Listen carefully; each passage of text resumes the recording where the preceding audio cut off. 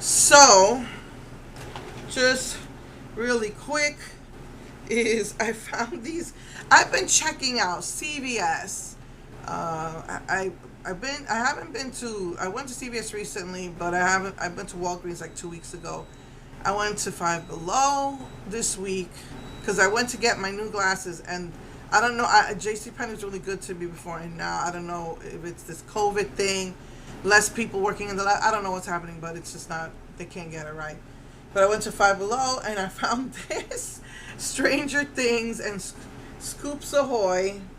I don't want to hold his hand up too long. So this one, Stranger Things, is a lip balm. It's the Eggo waffles with the number 11, and the Scoops Ahoy. That's a lip balm, and this is a lip gloss. It's got an ice cream, the Napolitan flavor, but this one's a gloss. So I thought that was cute. It's only $3, so just wanted to show you that real quick. That was really cute. So yeah, okay. So that's it for this week, and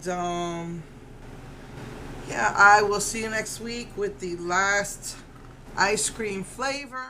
And I want to do the green ones right here, and probably maybe use a dark brown for defining. But yeah, so I'll see you next week with that.